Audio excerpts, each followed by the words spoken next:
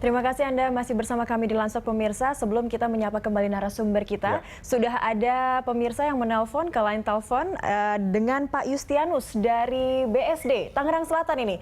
Selamat siang Pak Yustianus. Selamat siang. Ya, mungkin ada tanggapannya atau juga ingin mengomentari yang terjadi selama 2 hari terakhir ini di Balai Kota. Ribuan karangan bunga masuk, mungkin ada tanggapan lain dari Pak Yustianus, Pak. Ya, menurut saya itu hal yang wajar karena gini, saya sendiri sebenarnya nggak begitu care dengan gubernur karena saya kan di luar DKI gitu ya. Tapi yang saya rasakan yang luar biasa itu adalah perubahan sikap, ya, perubahan mindset dari orang-orang dalam hal memberi pelayanan. Saya mengguna kereta dari sini, lalu saya menyambung dengan MRT saya menyambung dengan busway di Transjakarta. Ya. Itu orang bisa, si pelayan itu, si kondektor itu bisa mengucapkan terima kasih ketika kita hati-hati ketika masuk dan terima kasih ketika kita keluar dari mobil itu. Sesuatu yang nggak pernah saya ini. Jadi menurut saya wajar, ya mungkin tidak sempurna Pak Ahok, tetapi perubahan yang dia lakukan itu khususnya dalam perubahan mentalitas itu sesuatu yang luar biasa. Gitu. Pak Yustianus, maaf saya potong. Ini artinya wajar ketika banyak orang memberikan karangan bunga ke Balai Kota karena apa yang sudah dilakukan oleh Gubernur dan Wakil Gubernur DKI Jakarta, itu maksudnya ya? Betul. Oke, Pak Yustianus ini kan tinggalnya di BSD nih Pak. Ini Tangerang Selatan nih, ini daerah Banten nih. Jangan-jangan berharap juga punya kepala daerah yang juga seperti yang dimiliki Jakarta. Pasti. Jadi gini Pak. Saya selama ini, saya ini dulu bekerja di Bank Mandiri dan dengan standar pelayanan yang tinggi gitu ya. Nah, saya juga melihat tadinya nggak begitu care, tapi begitu melihat perubahan-perubahan dalam layanan umum, tentu harapannya kalau bisa pemimpin-pemimpin kita itu yang ada di selain DKI pun memberikan juga layanan perhatian yang sama, khususnya dalam perubahan mental, karena itu dasar yang paling mendasar untuk bisa melakukan perubahan yang lebih besar lagi. Baik Pak Yustianus, terima kasih banyak Pak sudah bergabung bersama kami di Landstok. Ini menarik ya, Pak Sirojudin ya. Ada apa efek resonan gitu ya, betul, ke warga-warga yang bukan warga DKI juga, pengen loh punya pemimpin yang bisa mengubah daerahnya menjadi lebih baik. Gimana nih Pak Sirojudin? Saya kira betul, karena Ahok mentransformasikan governing, traditions, sama ini. Saya kira soal budaya kerja sektor publik. Nah itu berubah memang dengan Ahok. Dia memperlakukan mekanisme, disiplin dan standar kinerja yang tinggi untuk pegawainya dengan insentif yang cukup baik juga. Dan itu saya kira menaikkan standar pelayanan publik yang pernah ada di Indonesia. Dan saya tidak heran jika seandainya suatu saat atau bahkan saat ini sudah mulai Jakarta akan menjadi ukuran baru bagi standar pelayanan publik untuk daerah-daerah yang lain, daerah nasional, gitu. Mungkin bukan Ahoknya yang akan menjadi standar, tapi bagaimana kinerja aparat birokrasinya akan menjadi standar baru. Dan itu akan menjadi standar bagi masyarakat di banyak daerah sebetulnya. Kita sekarang juga pengennya seperti itu gitu kan. Ekspektasi terhadap pemimpinannya juga ekspektasi terhadap kualitas hidup dan kualitas layanan birokrasi yang jauh lebih baik.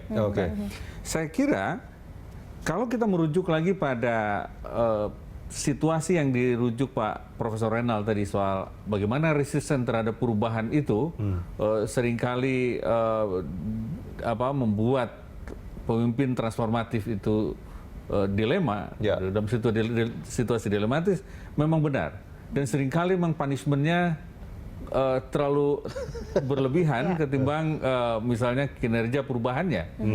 Tetapi itu yang dilakukan oleh semua pemimpin reformer di mana-mana. Dulu Pak Karno juga menghadapi situasi yang sama ketika memperjuangkan kemerdekaan. Dulu 70 juga di Jakarta dialami Pak Ali Sadikin, dicaci maki, dibenci oleh banyak orang ketika melakukan perombakan besar-besaran di Jakarta. Tapi pada akhirnya orang mengingat dan menjadikan itu sebagai milestone yang dipegang oleh masyarakat bahwa ini capaian tertinggi kita saat ini, suatu saat mungkin kita berharap akan ada capaian lebih tinggi. Dan sempat menjadi patokan juga untuk kepemimpinan seterusnya seperti itu. Betul. Saya kira sampai Ahok menjadi gubernur, sebelumnya rujukan orang ke Pak Ali Sadikin. Ya.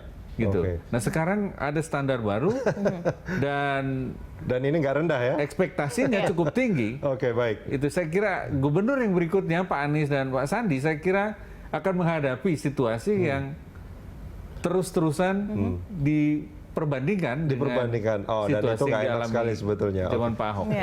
Saya ke Prof. Renal. Prof, ini tadi ada penelpon Pak Yustianus dari BSD, Prof, dari Tangerang Selatan yang pengen juga punya pemimpin itu kepala daerah di sana seperti itu juga. Ini gimana Prof lihatnya?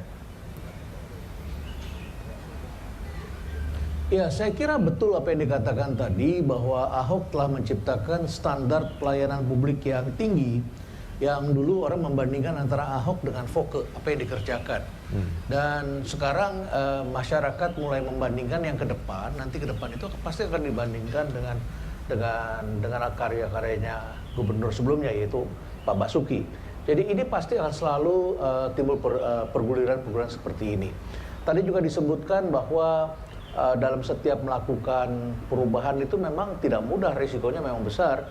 Saya harapkan ini tidak menjadi disinsentif bagi para pemimpin yang menyaksikan Ahok diperlakukan seperti ini. Ahok memang sangat luar biasa, dia melakukan perubahan yang sangat cepat. Dan saya dulu pernah mengatakan, Ahok kalau bisa jangan membelah batu. Karena perubahan itu kalau membelah batu itu banyak kerikil, nanti kita injak sendiri dan itu perih. Tetapi kemudian dia memilih untuk terus melakukan itu karena memang mengejar. Waktunya sangat singkat, dia kejar terus dan dia sangat ikhlas, dia bersedia untuk melepaskan. Dulu Bang Ali juga begitu. Bang Ali memimpin Jakarta di luar sistem demokrasi. Tetapi karena begitu populernya Bang Ali, sampai Bang Ali dicopot oleh Presiden Soeharto saat itu. Jangan lupa Bang Ali Sadikin itu karyanya luar biasa sekali, merubah kampung-kampung yang sangat tradisional, yang becek dengan beberapa proyek yang juga sangat dilematis pada waktu itu. Bahkan Gubernur Ali Sadikin itu melegalkan judi saat itu, dia berhadapan dengan para ulama. Tapi dia gunakan uang judi itu untuk perbaikan kampung, memperbaiki kesejahteraan. Dan apa akibatnya? Dia sangat populer di mata rakyat, tetapi dia diberhentikan oleh Soeharto karena dianggap sebagai ancaman. Nah, tokoh-tokoh besar ini akan selalu menghadapi ancaman dari orang-orang yang tidak suka.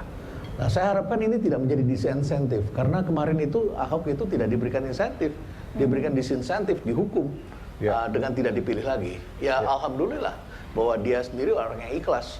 Saya harapkan keikhlasan ini ada di setiap pemimpin. Kalau tidak, semua pembangunan itu akan berakhir yang namanya non finito. Kita sudah lihat pada zamannya Bang Yos membangun Jakarta, kita menyaksikan tiang-tiang monorail yang tersisa yang tidak diteruskan oleh Bang Foke dengan pilihan yang berbeda sama sekali dari pendahulunya. Nah, pemimpin Ahok itu kemarin dia meneruskan, dia melakukan, dia nerobos apa yang sudah buntu, MRT buntu, dia terobos, dia atasi. APBN yang banyak dikorupsi, dia terobos, dia atasi. Para pengembang, investor yang bayar, dan akhirnya para penguasa itu bersekutu untuk Ya, ada gangguan Prof, audio. Ya, Prof, ada sedikit gangguan komunikasi, Prof. Maaf kita potong. Ini ada satu telepon dulu ya. Kita coba angkat. Pak Hairul dari Mataram. Selamat siang Pak Hairul. Halo, selamat siang Pak Hairul.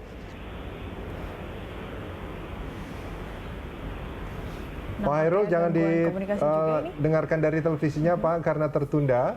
Silakan kalau Pak Hairul ingin langsung menanggapi. Halo? Ya, nampaknya nggak bisa mendengar suara kita. Ada sedikit gangguan telekomunikasi ya. Pemirsa, sebelum kita lanjutkan dialog kita jeda sebentar, kita akan lanjutkan ini di segmen berikut.